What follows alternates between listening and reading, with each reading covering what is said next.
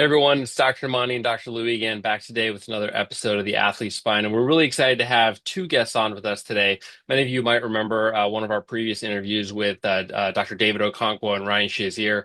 And today we're actually equally honored to have Dr. Rory Murphy and Joseph Lupien with us here today. So Dr. Rory Murphy is a neurosurgeon at the Barrow Neurological Institute in Phoenix, Arizona.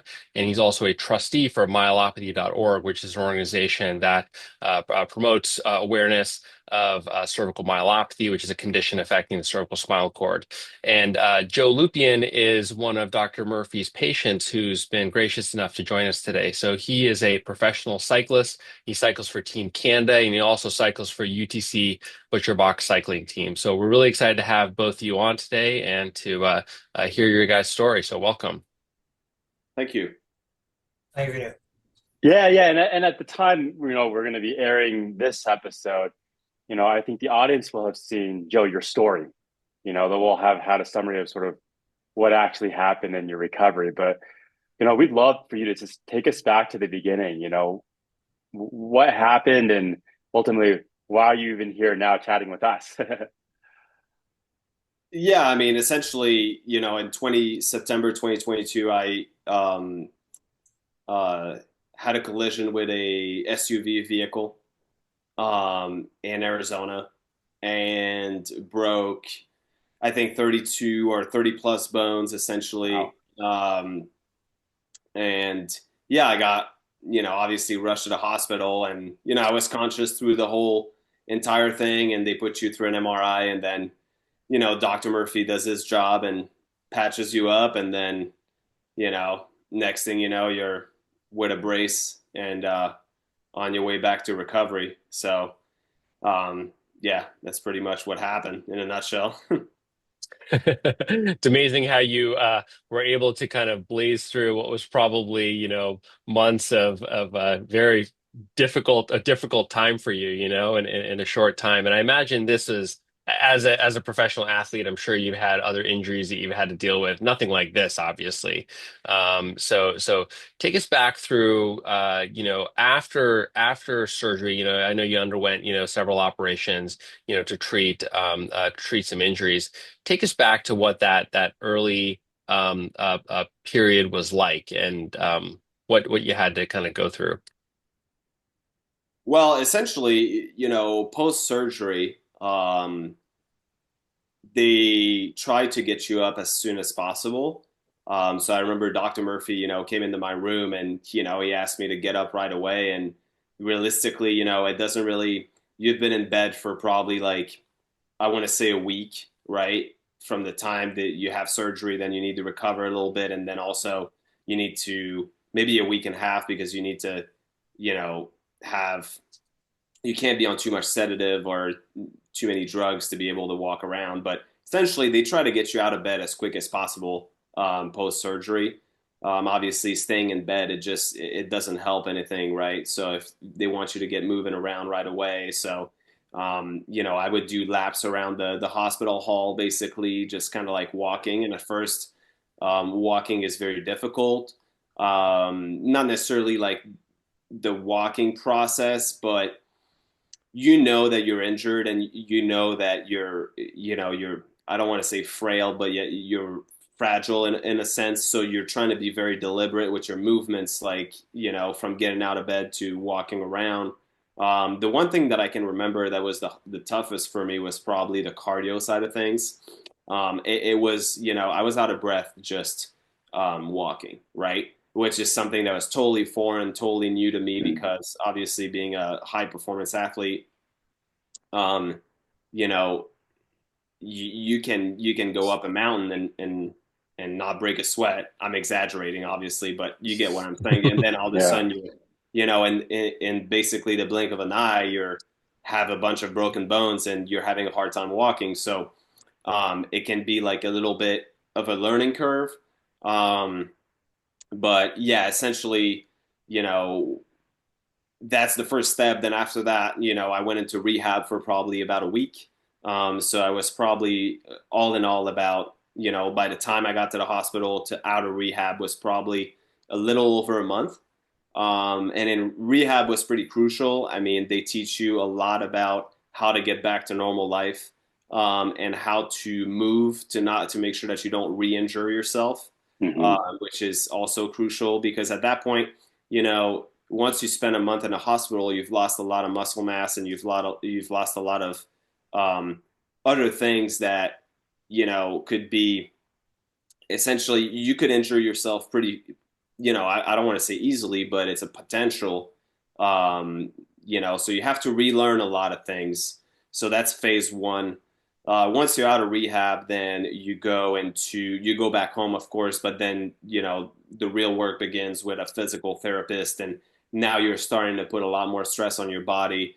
That might be, cardiovascular wise, on a bike, or it could be plyometric work. You're trying to regain that muscle mass, trying to regain that mobility as quick as possible. So you're kind of on a fast course of, working out essentially, right? Which is something that I was really used to being a professional athlete. So to me, that aspect was very familiar. So as soon as I got to the physical therapy side of things and I was just doing a bunch of exercises twice a day, like that to me was the easier part. It's Um, like a whole different set of training than your body's used to, and I think it's really interesting to hear your perspective. But let's take a step back, Dr. Murphy. You know, what was the actual injury that Joe had suffered, and what did you actually have to do to get him back on his feet and get him back towards recovery? I think I think Joe was very modest in saying he had 32 fractures. I think that's a potentially the very simple way of saying it. But Joe, do you mind if I talk about the neck fracture and the thoracic fracture? no, go for it. Joe actually had two very serious fractures, and they're very interesting, both for how we deal with them and also for maybe our trainee surgeons. So Joe came in. We didn't know who he was, just that he was approximately a male in his 20s, fit, healthy, bicycle collision. And he came in spinal precautions. The thing I'm most proud about the hospital I work in is we can have somebody assessed by the trauma team, immediately assessed. They call us immediately, and then we head up to the MRI scan straight away. So all within an hour and a half, we had an MRI of the CT, chest, abdomen, pelvis, trauma protocol, and an MRI of the brain, cervical spine, and thoracic and lumbar spine, all within 2.5 hours of arriving in the Oh, trauma. wow. Yeah, it's amazing. And there was two main issues. We had a type 2 Effendi fracture of C2, which had a grade 1 spondylolisthesis or slippage of C2 and C3 with an epidural hematoma there and some disc disruption. No major core compression, thankfully.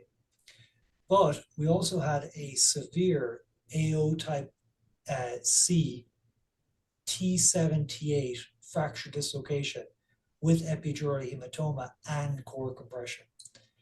And thankfully, Joe had no neurological injury from this. I was very concerned and re-examined him again, and thankfully he was able to move his legs. But confounding factors, we had so many injuries. Our exam was complicated by that. And a very important thing is when you have that AO type fracture, type C fracture, in the back of the mind, you always be thinking about a vascular injury, either an injury to the aortic dissection. And Joe did unfortunately have a large posterior mediastinal hematoma with cardiac tamponade affecting his with a big mediastinal hematoma, causing severe compression of the cardiac chambers. And for our So non-doctor friends, that just means there was a lot of blood that was pushing on his heart, preventing his heart from actually pumping appropriately. So if this had happened to a less healthy or physically able person, they could potentially die from this very quickly.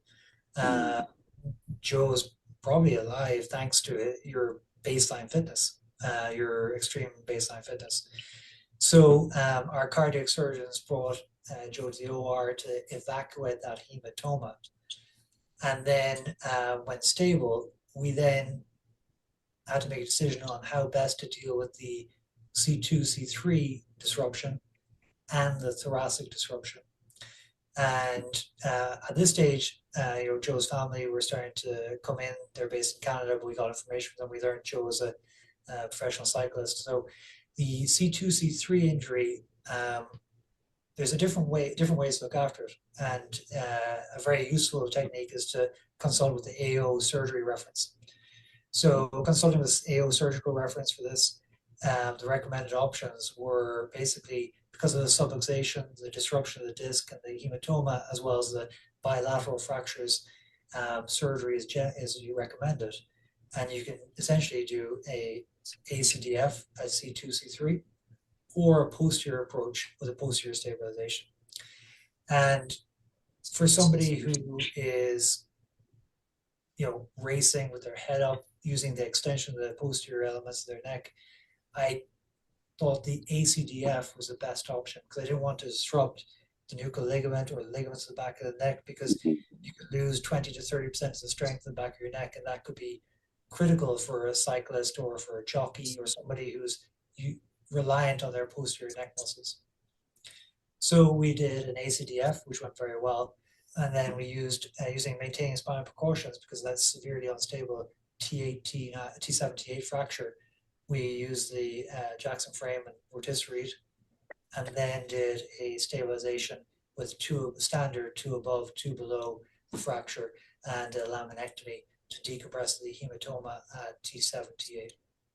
And then Joe went to the ICU and was in the ICU for at least a week. Wow.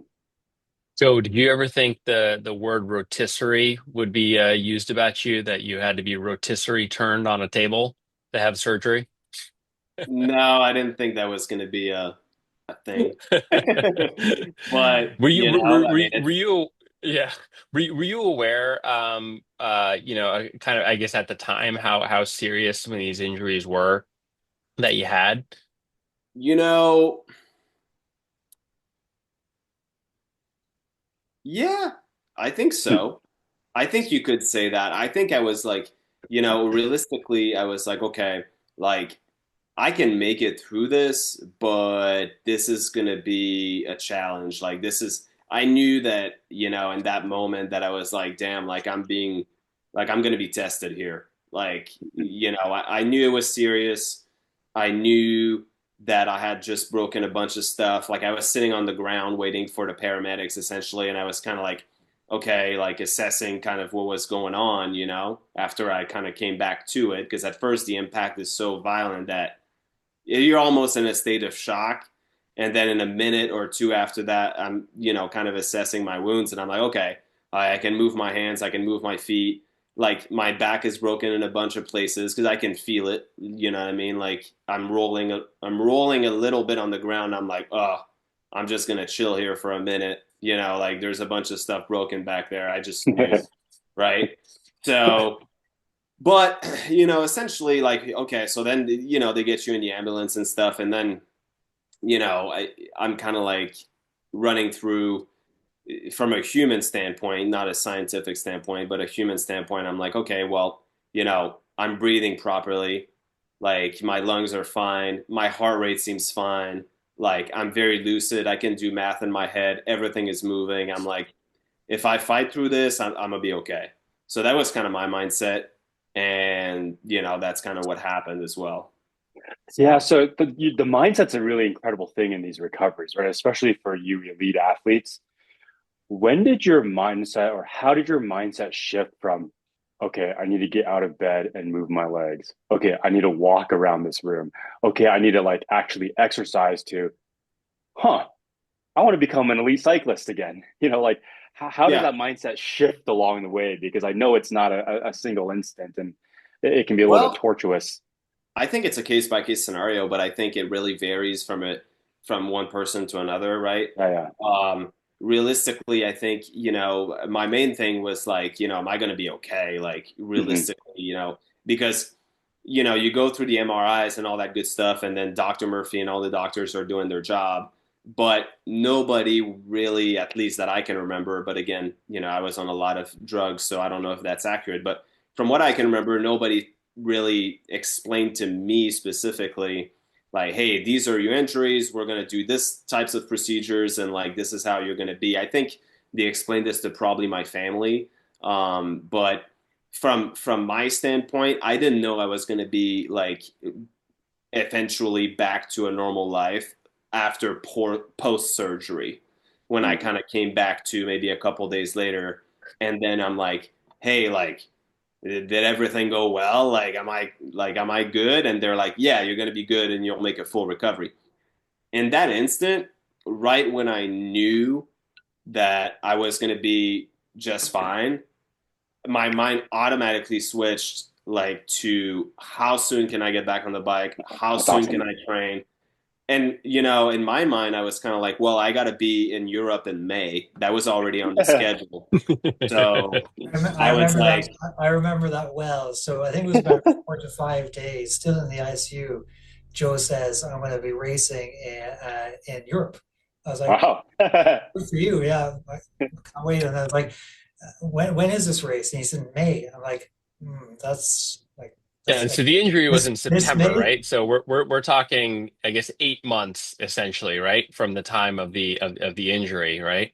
And so, yeah, Dr. Murphy, take us a little bit through that process, So for that 8 month period, how did you counsel Joe on what his rehab protocol should be like, what sort of limitations he had, when he could, start walking, running, doing cardio, and then back seriously training on his bike again?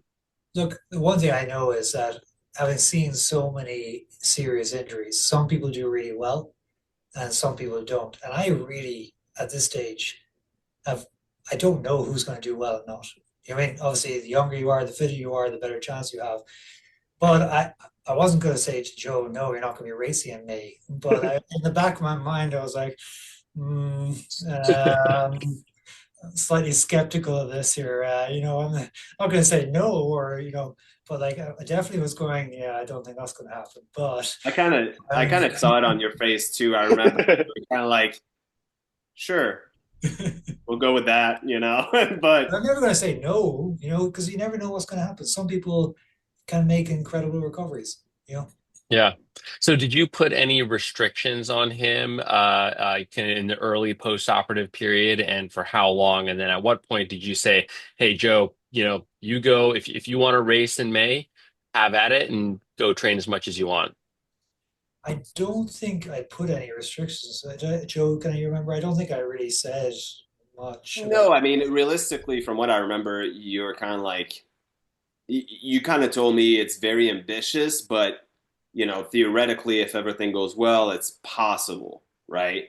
And I think at that point, you kind of ran me through a little bit of the process, which is, you can probably correct me on this, but I believe it's something like, you're going to be 8 weeks in the brace, and after 8 weeks, then if everything goes well, you can resume training on like a home trainer at home, right? You can cycle again in a safe, controlled environment. Then maybe 6 months down the road, if everything goes well, we'll do more X-rays, and now you can go back on the road. And there's like a process that he kind of walked me through, and obviously that's like he kind of laid out the best case scenario essentially. And And so, Joe is like the best. Joe is the best case scenario. Highly educated athlete. We do get other athletes who may not. We get a lot of bull riders, a lot of rodeo riders here, and it's harder to put restrictions on them, if Mhm. that makes sense. So uh, it's interesting. I've had rotor riders and cowboys go back bull riding about 6 months. Not, I didn't necessarily recommend it, but I had one yesterday. He said, "Yeah, he's back on the bull 6 months post fracture," and so everyone's different. Everyone's different. Yeah, yeah. You never know what's going to happen. Yeah. So what was your thought process behind the specific brace you chose, and which brace was that, and how long to keep Joe in it for? I'm not a fan of bracing actually.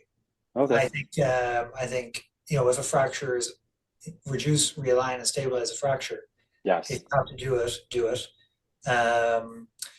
But the two fractures I mentioned were only two of many. So Joe also had 4 or 5 thoracic A1 fractures, as well Oh, as a number of other uh, stable cervical Yeah. fractures.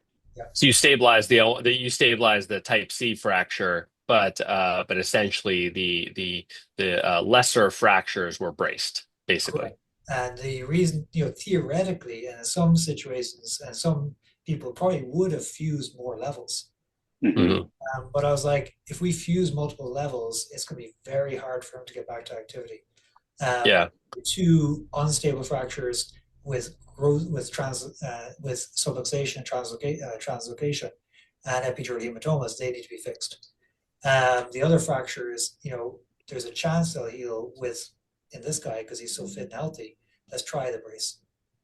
Yeah. If It's interesting because, he this didn't is have the other, something that yeah, if he didn't I have the was, other fractures, if he didn't have the other fractures, I probably would have said, let's not brace him. You know what I mean? Okay. Because of the other injuries, the bracing is going to cause problems, maybe pressure ulcers or other things. But it was because of the other fractures. yeah, yeah. It's interesting because I think all of us as surgeons consider our patients' hobbies, job, activities in terms of what types of surgical treatments that we choose, and it's not necessarily the same thing for every person. And I think clearly you thought through this very carefully and clearly, to be able to get Joe back to the sport that he loves. So Joe, where are you now with your cycling? What have in the last couple of years, are you back better than ever, or how has it been post injury? Yeah, well, essentially, I went back to racing in April, and then I was able to actually get to a fitness level that was high enough to compete in Europe in May. So I Oh, went wow. to Europe, I raced. Um, I was kind of riding the struggle bus a little bit, and I expected that, but I was like, I just got to make it to Europe. I just got to do that. And if I can do that, I know I'm going to be suffering through it, but that's going to speed up my recovery, right?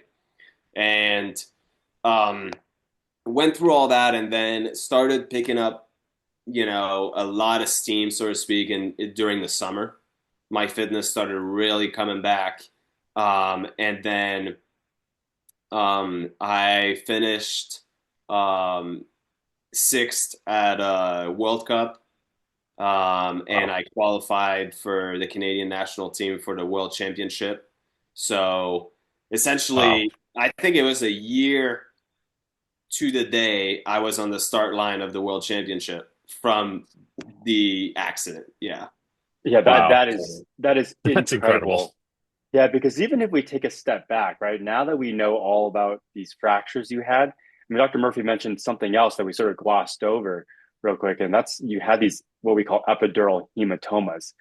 Those in themselves are also really dangerous, right? And what that is, you know, fractures like any part in your body, they bleed, right? When you get spine fractures, that bleeding can be dangerous, especially in the cervical and thoracic spine, because if that bleeds into your spinal canal, there's not really anywhere for that blood to go. So it pushes against your spinal cord, right? And so that sort of pushes us as surgeons to act a little faster from a surgical perspective sometimes, because not only do we need to stabilize those fractures, but we need to decompress the spinal cord if that bleeding is expanding, because even though you may have been moving your arms and legs after surgery, it could be a matter of hours or a couple of days later. If that bleeding is continuing or that epidural hematoma is expanding, you know, people can go Totally. lights out from that type of the compression. So, kudos to Dr. Murphy and his team as well. Do you have any limitations at this point, or do you feel like you're really close to how you were cycling prior to your injury? Well, as far as the cycling is concerned, I think I'm actually quite a bit better from a physiological standpoint and a power output standpoint. I think I've made some improvements. The data shows that I've made some improvements. Um, and from like a day to day, I mean, to be honest with you, like now it's like nothing ever happened. My back does ache sometimes, but it's, I could say that, yeah, I could say that nothing ever happened and I'd believe you. Like, it's fine. I mean, my, Like, my back aches sometimes too. So yeah. I'm no, but I mean, realistically, yeah, it's back to life as usual. Like nothing ever happened, and even psychologically, same thing, same as before. I'd say the performance has increased. I think it kind of the injury remotivated me in a way where I was like, well, if this is because you're kind of at a crossroad as an athlete, right? Like you got super injured from this sport that you love, but now all of a sudden you have you have a whole new perspective of the implications of the sport, the risks, and what you're actually like. Your perspective changes a lot. So you're kind of at a crossroad where you have to make a choice where is this really what I want? And I want to make a full, return to competition. And, what do I expect out of the sport now? Right. And the injury kind of happened to me at a weird point in my career where I was actually at my peak or very close to slash reaching my peak. So I had so many different, things I didn't races that I didn't get to do or results that I didn't get to achieve that in my mind, I was like, well, like there's no way I'm stopping now. Like I've got all this stuff still to do.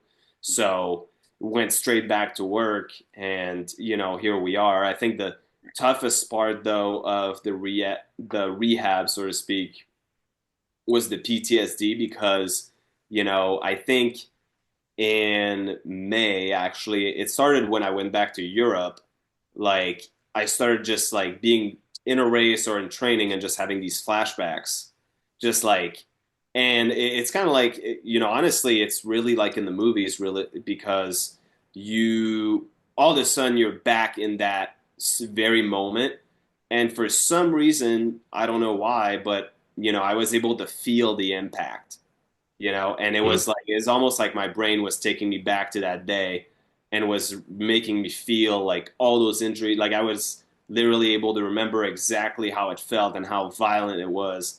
And once those flashbacks started happening, then that was a big hurdle to get over. That was a process mentally. That was tough. That was tough. A lot more than just rehabbing physically. Like that was a lot harder because you can't really control.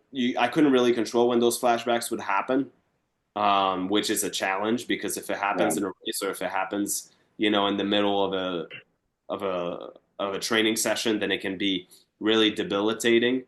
So that was kind of a big hurdle, recovery standpoint. But once you get over that, and then you're right back at it, then you can start making improvements to even being better than before the injury, essentially.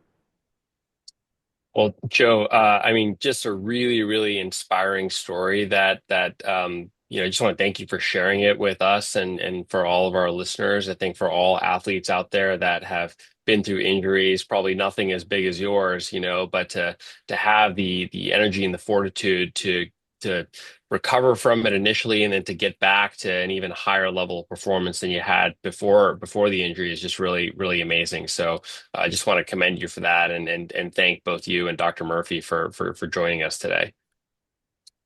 Thank you. Thank you for All your right. Joe. Yeah, no, really appreciate it. So, well, to everyone, be sure to like and subscribe and follow us on Instagram. And until next time, we'll see you guys again. Thanks so much. Take care. Thank you.